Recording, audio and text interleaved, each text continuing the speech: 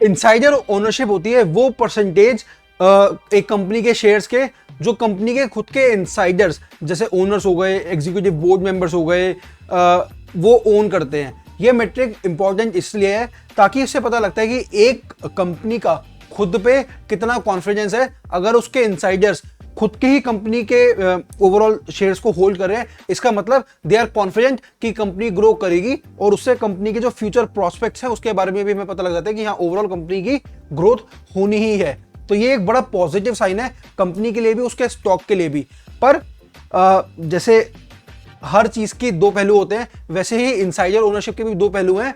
अब होता क्या है कि मान लो अगर कोई इनसाइडर अपनी कंपनी के शेयर्स बेच रहे हैं, इससे क्या इंटरप्रेट होगा मार्केट के अंदर कि उनका कॉन्फिडेंस कम है अपनी मार्केट के ऊपर, और उससे एक नेगेटिव सिग्नल जाएगा जिससे ओवरऑल उसके स्टॉक की सेलिंग बढ़ेगी, जिससे प्राइस उसका काफी ज्यादा टूट सकता है। तो एक इन्वेस्टर को ये ध्यान देना चाहिए कि जो उसकी मैनेजमेंट है उस कंपनी की जिसमें वो इन्वेस्ट कर रहे हैं, जो वो कितना परसेंट होल्ड करते हैं अपनी कंपनी के शेयर्स का, एंड ओवरऑल उनकी तरफ से क्या बाइंग और सेलिंग है। अगर वो अच्छा खासा होल्ड भी कर रहे हैं और काफी लंबे समय से कंसिस्टेंट है, ऐसा नहीं है कि कभी सेल कर रहे हैं कभी बाय कर रहे हैं, वो बाय ही कर रहे हैं और होल्ड कर रहे हैं काफी लंबे समय से, तो इसका मतलब उनको लॉन्ग टर्म कॉन्फिडेंस है अपनी कंपनी के ऊपर। तो अगर आप इस तरीके से एनालाइज करोगे तो आप एक ट्रेडिंग के लिए या इन्वेस्टमेंट के लिए अच्छा डिसीजन ले पाओगे। तो इसके लिए हमेशा आपको वो फैक्टर्स देखते रहने हैं कि किस तरीके से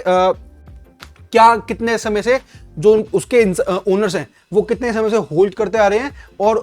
कोई बेच तो नहीं रहे। अगर सेलिंग हो रही है तो आपको इन्वेस्टमेंट करने से पहले सोचना चाहिए और अच्छे से देखना चाहिए कि लॉन्ग टर्म इसका क्या रिजल्ट मिलेगा आपको आपके इन्वेस्टमेंट का। क्या पता ये ना हो कि लॉन्ग टर्म बहुत समय से तो वो होल्ड कर रहे हैं अपनी इन्वेस्टमेंट को, लेकिन अभी कुछ ऐसा न्यूज इवेंट हुआ या कोई जियोपॉलिटिकल इवेंट हुआ जिसके चक्कर में उनको लग रहा है अब ग्रोथ नहीं होगी और वो सेल कर रहे हैं। तो इसके लिए आपको हमेशा अलर्ट रहना पड़ेगा, and if you will be alert you will make profit.